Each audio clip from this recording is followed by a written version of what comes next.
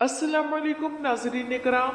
روشنی light channel کی طرف سے آپ سب کو خوش آمدید۔ ناظرین اکرام، میری آج کی ویڈیو کرلش عثمان کے بارے میں ہے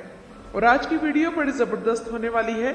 کیونکہ ایک تو کرلش عثمان کے مردہ بدن میں سمجھ لیں کہ محمد بوزدیگ نے ایک نئی جان ڈال دی ہے، مگر کیسے، یہ آپ لوگ آج کی اس ویڈیو میں جانیں گے کہ آخر آنے والی قسطوں میں ایسا کیا ہونے والا ہے۔ اور اس کے علاوہ اس ڈرامے کے حوالے سے ایک بہت بڑی خبر یہ بھی ہے کہ 3 نئے اداکار اس سیریز میں کاسٹ کر لیے گئے ہیں، تو یہ کون ہے اور کیا کردار ادا کریں گے۔ اور ساتھ ہی ناظرین اکرام، ایپیسوڈ 186 پر ایک بھرپور تبصرہ ہوگا، کیونکہ اب کی بار ایپیسوڈ 186 ایسی نہیں ہے جسے آسانی سے نظر انداز کر دیا جائے، اور کئی بور قسطوں کے بعد ایک زبردست اور پرجوش قسم کی قسط ہمیں دیکھنے کو ملی ہے۔ تو ناظرین اکرام، اس قسط میں صبر کا وقت ختم ہو چکا، انتقام کا وقت آ چکا، اور عثمان بے اپنے ذہانت اور طاقت کے عروج پر نظر آئے۔ یہ قسط کئی لحاظ سے یادگار تھی۔ مثلا پہلی بار کرلش عثمان کی تاریخ میں کسی قسط میں اتنے بڑے سکیل پر ایک ہی قسط میں اتنے دشمن ختم کیے گئے، یعنی کہ اولوگان بھی گیا، البائے بھی جان سے ہاتھ دھو بیٹھا، ایسن بھی کے اور اس کا بیٹا سارگون بھی اپنے انجام سے دو چار ہوئے، لیکن افسوس کہ یہ دھوکے میں مارے گئے۔ اور پھر صوفیہ کا بالا قلعے ٹریپ، عثمان بے کو ختم کرنے کی کوششیں، ہروفرا کا اسلام کی طرف ایک اور قدم، اور اس کے بعد اپنے قبیلے کو حاصل کرنا، اور سب سے اہم یہ کہ مریم کا حقیقت جان لینا۔ تو اتنا سب کچھ ہمیں ایک ہی قسط میں دکھا دیا گیا۔ آخر میں جو ڈائلاگ تھا نا کہ عالمی نظام کی طرف قدم، اور یہ ڈائلاگ اس وقت بولا گیا تھا جب کائی پرچم قبیلے پر لہرایا جا رہا تھا۔ تو ناظرین اکرام، یہ ڈائلاگ انتہائی اہم تھا، کیونکہ دنیا میں اس وقت نظاموں کی ہی جنگ چل رہی ہے۔ ایک طرف رحمانی نظام اسلام کی شکل میں، اور دوسری طرف شیطانی نظام کسی بھی اور مذہب کی شکل میں، کیونکہ اب تو دوسرے آسمانی مذاہب بھی اپنی اصل شکل کھو چکے ہیں اور شرک کا مرکز بن گئے ہیں۔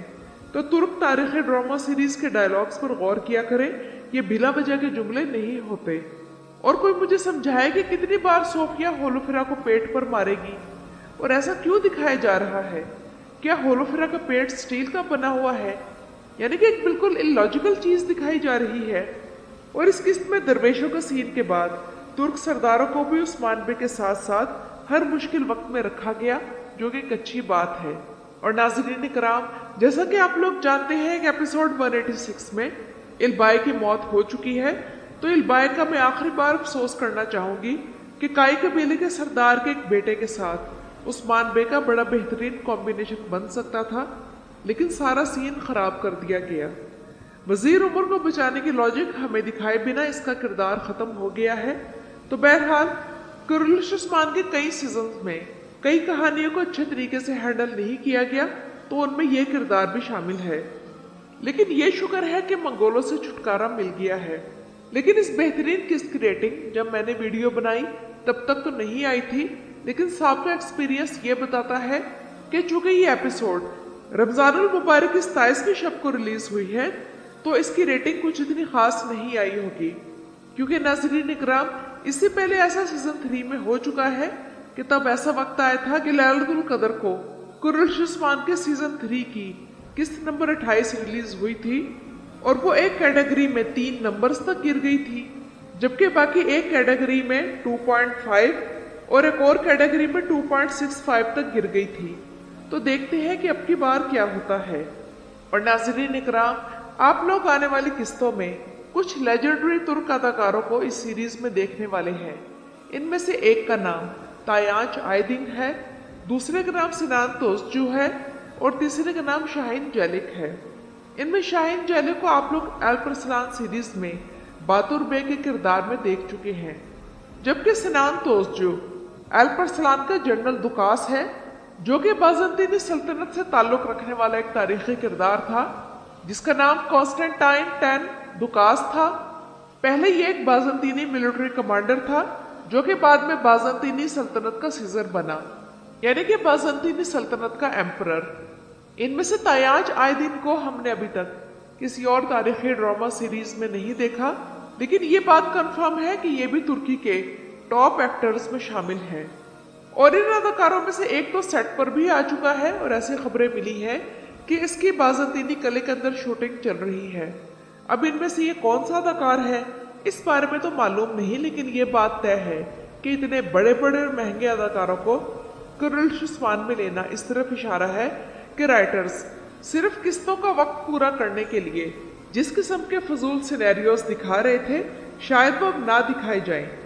और मैं पर्सनली तायांच आयदिन के बारे में एक्साइटेड हूँ कि जितना बड़ा वो अदाकार है तो उम्मीद है कि वो किसी तारीखी किरदार से कम पर राजी नहीं होगा। और इन तीनों अदाकारों के बारे में हमें उम्मीद है कि इनका एक मजबूत सिनेरियो होगा। और महमद बुज़दैक को आने वाली किस्तों की कहानी लिखते हुए ये बात जहन में रखनी चाहिए कि साहिब सिजलार नामी ड्रामा जो कि बुध के दिन ही रिलीज होता है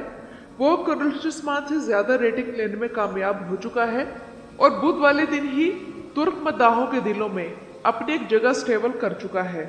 जबकि अशरफ रोया नामी एक ड्रामा भी शुरू हो चुका है जिसमें लीड एक्टर चागाताय उलुसवाय है जो कि तुर्की के टॉप के अदाकार हैं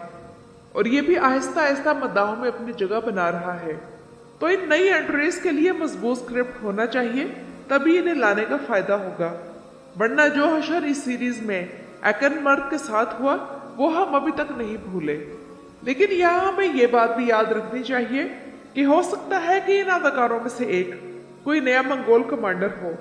क्योंकि आप लोग समझ सकते हैं कि इस किस्त में सोफिया ने जिस तरह एसन बेके और सारगोन को धोखे से कत्ल किया है तो ये तो उम्मीद नहीं कि ये उलजायतो खान को लाएंगे, लेकिन एक ऐसा मंगोल कमांडर जरूर आ सकता है जो उलजायतो का ताबेदार कमांडर हो। और चूंकि बेगम खातून इस वाक़े की चश्मदीद गवाह है और सोफिया के बारे में असलियत वही बता सकती है और वही एसन बेके की मौत के हकायक जानती है, तो आने वाली किस्तों में उस्मान बे जिस मुश्किल में फंसेंगे इससे उन्हें सिर्फ बेगम खातून ही निकलवा सकती है। तो अब सूरत हाल ये है कि लगता है कि तायांच आए दिन कोई मंगोल कमांडर हो सकता है, जबकि सिनान बुरसा का नया हुक्मरान होगा, जबकि शाहीन जली कोई ऐसा तुर्क सरदार हो सकता है जो कि उस्मान बे का साथी हो।